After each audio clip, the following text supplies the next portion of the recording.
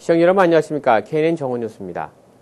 뉴저지 한인 천주교의 원로인 박창덕 몬시뇰의 사제서품 50주년을 기념하는 금경축 축하 미사 잔치 행사가 오는 20일 오후 5시 뉴저지 메이플로드 성당에서 열립니다. 뉴저지 5개 한인 성당이 공동으로 마련하는 이번 행사를 박진호 기자가 소개합니다. 2000년 뉴저지 오렌지 한인 성당 주임 신부를 끝으로 은퇴한 박창덕 몬시뇰 신부가 올해로 사제서품을 받은 지 50주년이 됩니다.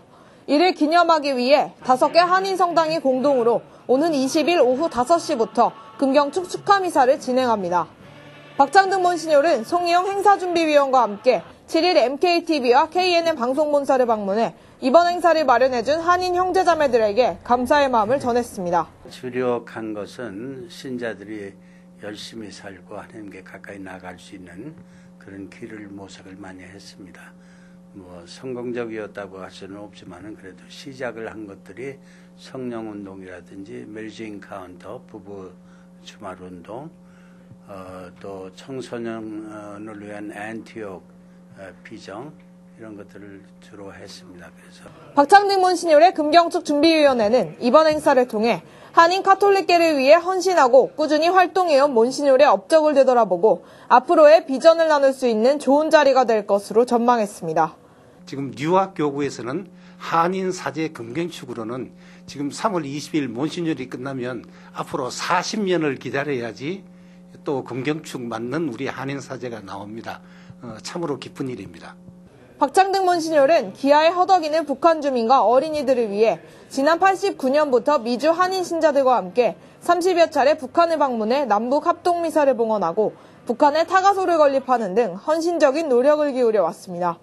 또한 지난해 10월 낮은 산봉 경제특구에 타가소 건물을 착공해 오는 10월께 완성을 목표로 하고 있습니다. 타가소를 하는데 4살부터 6살 사이의 어린이들 500명을 위한 건물을 건축을 하고 10월부터는 이제 매월 거기 가서 그 어린이들을 보고 선생들을 만나고 해서 이게 교류를 갖도록 그렇게 지금 교육을 하고 있습니다.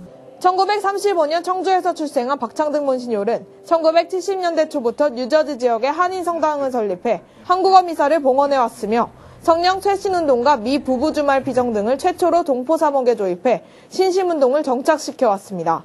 KNN 뉴스 박진호입니다. 이번 주 일요일인 13일부터 서머타임으로 불리는 데일라이트 세이빙 타임 일광절약 시간제가 실시돼 1시간씩 앞당겨지게 됩니다. 김상수 기자가 보도합니다. 이번 주 일요일은 13일 오전 2시부터 일광절약 시간제인 서머타임 시간이 적용돼 시계 바늘을 새벽 2시에서 3시로 앞당겨야 합니다. 서머타임제가 실시되면 뉴욕을 포함한 미 동부 지역 시간과 한국과의 시차는 14시간에서 13시간으로 줄어들게 됩니다. 시민들은 서머타임제가 일상생활에 미치는 특별한 영향은 없다고 말하지만 서머타임제를 실시하게 되면 낮 시간이 늘어나는 만큼 오후 시간을 유용하게 활용할 수 있게 됩니다. 낮 시간이 길어지는 만큼 퇴근 후 가벼운 운동을 하거나 자기 개발을 위해 학원에 다니는 경우가 많아질 것으로 예상됩니다. So summertime's coming and gonna be this Sunday, right? So just need to get up 1 hour earlier and be ready for school and work and everything. Yeah. It's a time of happiness and it's a time where like people take like break and stuff like that and just relax in the sun. 항공편을 이용하는 승객들은 서머타임 시작과 함께 변경되는 출 도착 시간을 확인하는 것이 중요합니다. 뉴욕발 대한항공의 경우 낮 12시 40분에 출발하는 항공기편이 오후 1시 40분으로 1시간 늦춰지는 반면 밤 0시 50분에 출발하는 항공기편은 서머타임이 적용돼도 변함없이 0시 50분 같은 시각에 출발합니다. 한편 아시아나항공은 오후 1시에 출발하는 항공기편이 서머타임제와 상관없이 그대로 1시에 출발하게 됩니다. 도착 시간의 경우 대한항공편은 오전 10시 40분 도착편이 오전 11시 40분으로 1시간 늦춰지며 밤 7시 20분 도착 항공기는 오후 8시 20분으로 변경됩니다. 또한 아시아나 항공의 경우도 오전 10시에 도착한 항공기편이 오전 11시로 1시간씩 늦춰지게 됩니다. 서머타임제는 오는 11월 첫째 주 일요일인 6일 해제됩니다. KNN 뉴스 김상수입니다. 보통 3월에서 5월 중순까지 이어지는 뉴욕 일대의 엘러지 현상이 올해는 예년보다 2주가량 빨리 시작됐습니다. 올 겨울 뉴욕과 뉴저지 일대에 내린 지속적인 폭설 때문이라고 합니다. 봄철 엘러지에 대한 자세한 소식 박진호 기자가 보도합니다. 올겨울 뉴욕과 뉴저지 일대에는 예년보다 엘러지가 일찍 기승을 부릴 것으로 예상됩니다. 이는 지난 겨울 동안 내린 기록적인 폭설의 여파로 인해 충분한 수분 공급이 이루어져 식물들의 성장이 예전보다 빨라졌기 때문입니다. 보통 뉴욕 일대의 엘러지 시즌은 3월 중순부터 5월까지 이어지지만 올해는 이미 시작된 엘러지로 환자들의 걱정이 커지고 있습니다. 엘러지 전문의들은 발열 증상 없이 콧물이 흐르거나 재채기를 계속하게 될 경우 엘러지의 가능성이 크다며 바로 약을 복용하거나 나아지지 않으면 전문의를 찾아 치료를 받아야 한다고 조언했습니다. 증상을 방치할 경우는 천식기나 만성 부비동염에 걸릴 염려가 있습니다. 그래서 조기에 예방을 해주시고 가볍게 치료를 해주시는 게 좋겠습니다. 겨울 내 집안에 쌓인 각종 미세먼지와 곰팡이가 알러지의 원인이 될 수 있으므로 실내 환기를 자주 하고 청결에 각별히 신경 써야겠습니다. 한편 올해의 경우 봄철 엘러지는 빨리 찾아왔지만 동태평양에서 일어나는 이상저수온 현상인 라니냐의 영향으로 따뜻한 봄 날씨는 예년보다 늦어질 전망입니다. KNN 뉴스 박진호입니다. 린 데이비스 국제원자력기구 주재 미국 대사는 7일 북한의 우라늄 농축 프로그램 등 핵활동 검증을 위한 IAEA 북한 핵사찰 재개 필요성을 역설했습니다.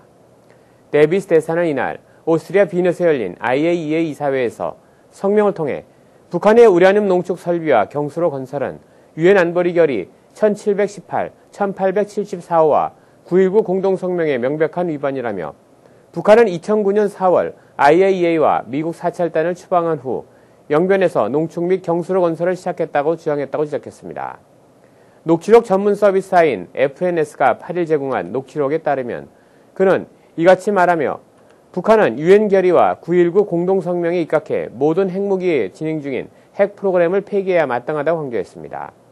데이비스 대사는 북한의 농축 역량이 진행되는 것은 비확산 체제의 핵심 목표를 위태롭게 하는 것이라며 북한이 핵무기를 추구하고 확산을 시도한 오랜 과거 경력이 이를 웅변하고 있다고 말했습니다. 중국이 오는 2015년이 되면 일본을 제치고 세계 제1의 명품 시장으로 도약할 것으로 전망됐습니다. 국제 컨설팅 업체인 맥킨지는 최근 펴낸 보고서를 통해 중국의 명품 시장 매출 규모가 2015년에 270억 달러로 일본을 따돌리고 세계 1위 자리에 올라설 것으로 전망했다고 홍콩의 사우스 차이나 모닝 포스트지가 9일 보도했습니다. 보고서는 또 향후 5년 이내에 중국에서 연간 세대 소득이 10만 위안에서 20만 위안에 달하는 중상위층이 현재의 1억 3천만 명에서 7억 6천만 명 수준으로 급증할 것이라면서 2015년이 되면 중국의 세계 명품 시장 점유율이 20%에 이를 것으로 내다봤습니다. 이와 함께 보고서는 중국의 명품 시장 수요층을 연령별대로 분석한 결과 18세에서 34세가 45%로 비중이 가장 높았으며 이어 35에서 44세 29%, 45세 이상 26% 등의 순으로 파악됐습니다. 중국인 이민자의 후손인 게리 로크 상무장관이 미국 땅에서 중국계로서 세워가고 있는 첫 타이틀 기록을 계속 이어갈 전망입니다. 버락 오바마 미국 대통령은 4월 말 물러나는 존 헌스먼 주중대사의 후임자로 로크 상무장관을 내정했고 금년간 공식 발표할 예정이라고 미 언론들이 8일 일제히 보도했습니다. 특히 그의 주중대사직 기용은 금이 환영이라는 점 때문에 중국 이민자들이 이룩한 아메리칸 드림을 상징하고 있어 더욱 눈길을 끌고 있습니다. 로크 장관은 중국 광둥성이 고향인 할아버지가 1910년대 미국 서부 워싱턴주로 이민 온 중국인 3세입니다. 로크 장관의 부모도 모두 중국에서 태어났습니다. 유치원에 입학하기 전까지 로크 장관은 중국어로 얘기했습니다. 정치인 출신이 아니라 중국계라는 배경을 갖고 있고 꽝뚱어에 능통한 현직 상무장관을 주중 대사로 내정한 것은 오바마 대통령이 현안인 미중 무역 문제 해결에 초점을 맞추겠다는 의지를 나타낸 것으로 분석되고 있습니다. 뉴저지주에서 경찰관의 방탄조끼 착용 의무화 정책을 채택하는 타운이 늘어나고 있습니다. 뉴저지주는 각 타운별로 자체 경찰 조직을 운영하고 있으며 방탄조끼 착용 의무도 타운마다 다르게 적용되고 있습니다. 그러나 지난달 파라무스에서 발생한 한 총격전에서 가슴에 2발의 총격을 맞고도 방탄조끼 덕분에 목숨을 구한 경찰관의 소식이 전해진 후 타운 정부 사이에 방탄조끼 착용 의무화 바람이 불고 있습니다. 연방정부의 예산 지원 정책도 각 타운들의 의무화 바람에 불을 붙이고 있습니다. 연방법무부는 지원 예산 지급 조건에 방탄조끼 착용 의무화를 포함시켜 타운 정부들의 제도와 정책을 유도하고 있습니다. 앞으로 뉴저지주 레오니아 주민들은 제설 작업을 할 때 치운 눈을 도로에 버릴 수 없을 것으로 보입니다. 레오니아 타운 정부는 최근 열린 원례 회의에서 제설 작업을 하는 주민들이 눈 얼음을 도로나 보로, 공공장소 등에 못 버리도록 하는 조례안을 상정했습니다. 조례안은 주민공청회를 거쳐 승인 여부가 결정됩니다. 또 타운 정부는 도로에 눈이 쌓이면 주민들이 거리 주차를 금하는 조례안 상정도 논의했습니다. 거리에 주차된 차량이 너무 많아 제설 작업이 제대로 진행될 수 없고 위급 상황에서 소방차와 앰뷸런스 등이 지나갈 수 없기 때문입니다. 젊은 층 사이에 운전 중 휴대전화 사용률이 높은 것으로 나타났습니다. 연방교통부와 컨슈머 리포트 매거진이 최근 발표한 설문조사 결과에 따르면 30살 이하 운전자 가운데 63%가 운전 중 전화를 사용한다고 응답했습니다. 또 30%는 운전 중 문자를 보낸 적이 있다고 응답했습니다.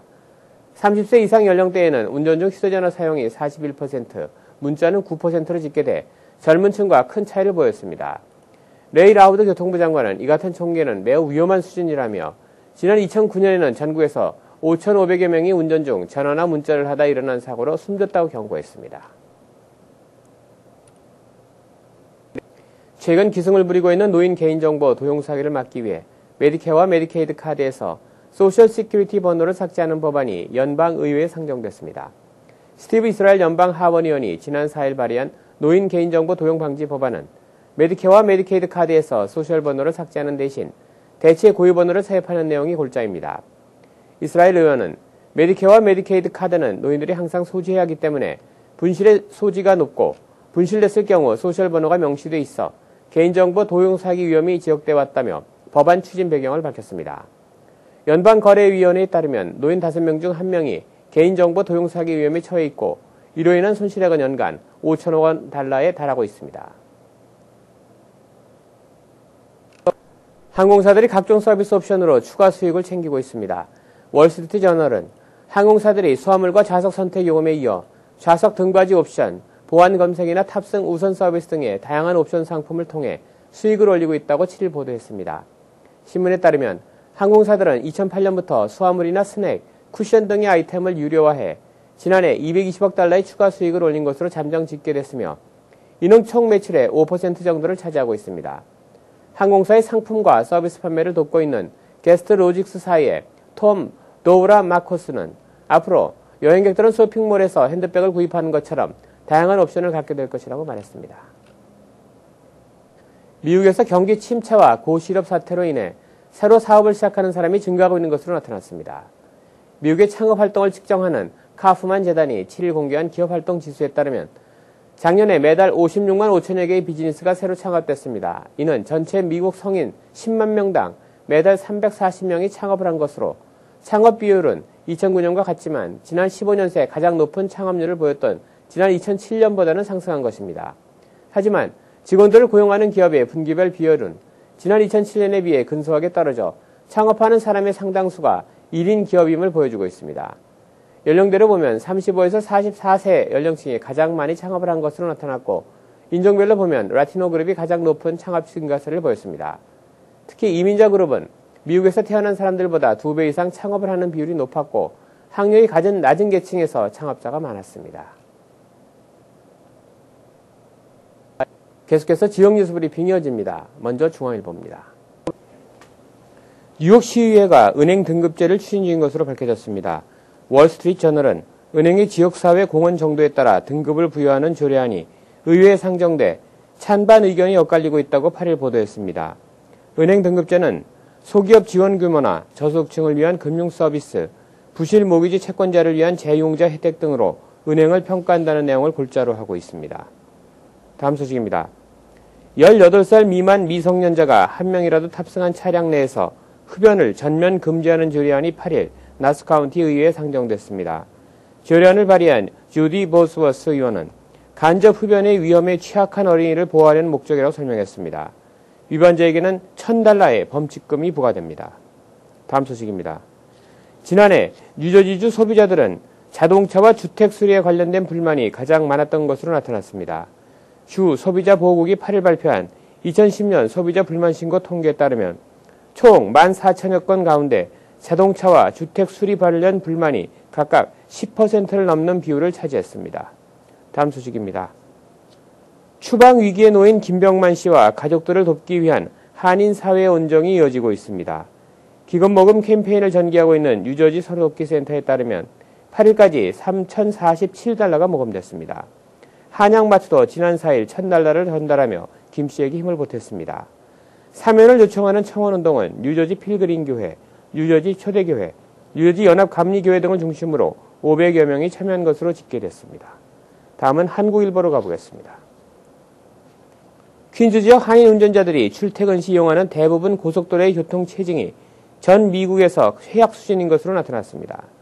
미 교통량 조사업체인 인릭스가 8일 발표한 2010 미국 100대 대도시 교통체증 보고서에 따르면 퀸즈에서 뉴저지로 출근하는 한인 운전자들이 이용하는 크로스 브롱스 익스프레스웨이 출구 13번 허친슨 파크웨이에서부터 뉴저지 허드슨 테라스 구간이 미 전국에서 교통체증이 가장 심한 것으로 조사됐습니다. 다음 소식입니다.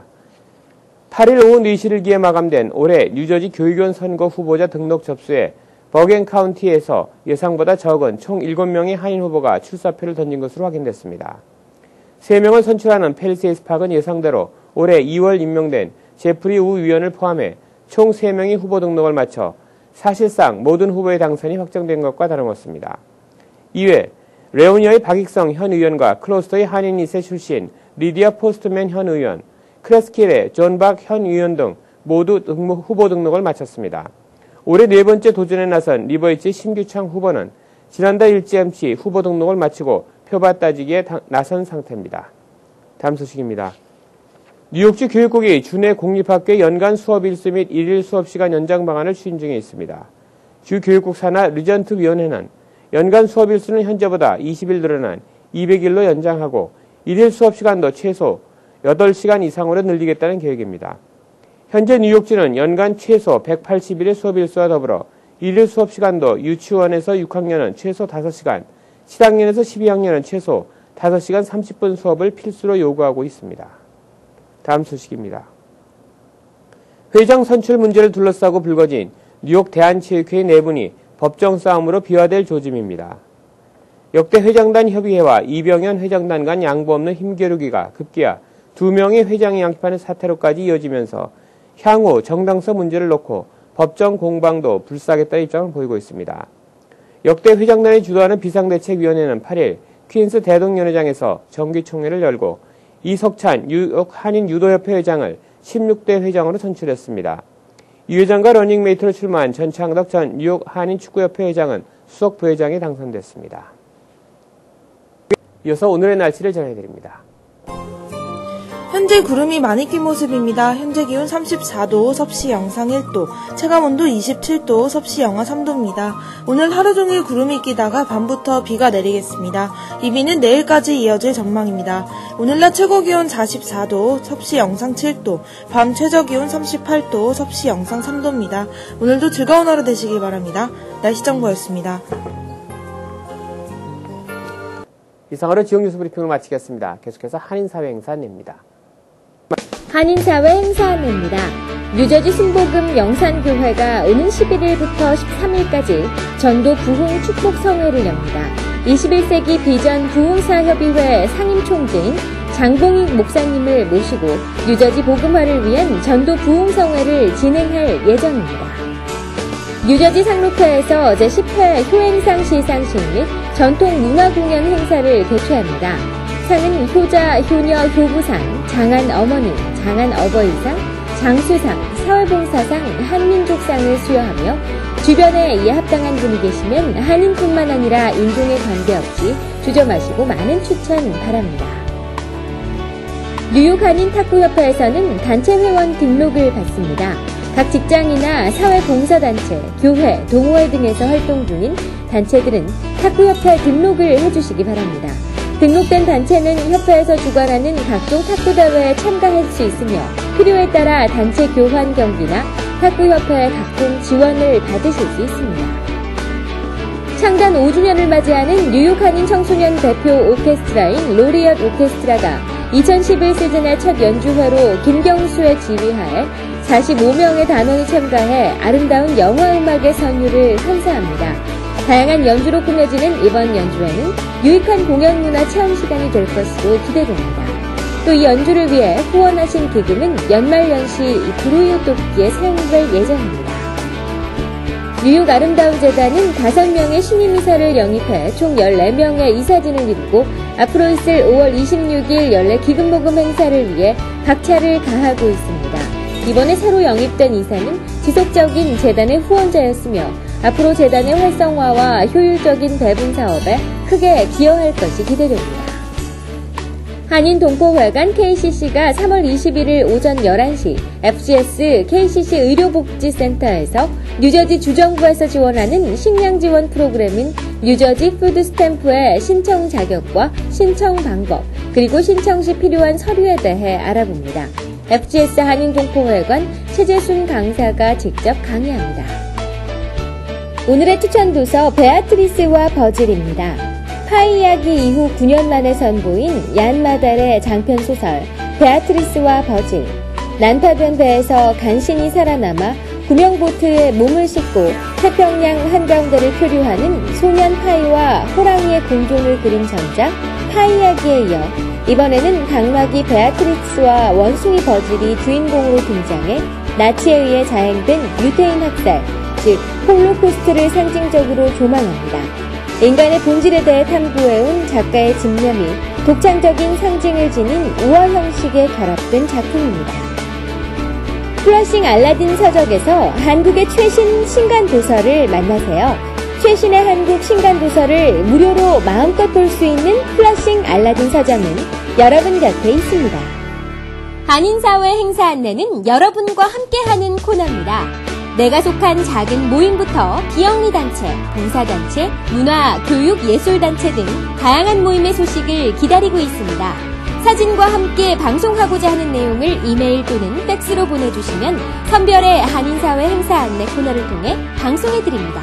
자세한 사항은 MKTV KNN 방송 보도국으로 연락 바랍니다. 이상으로 KNN 정훈 뉴스를 모두 마치겠습니다. 시청해주신 여러분 고맙습니다.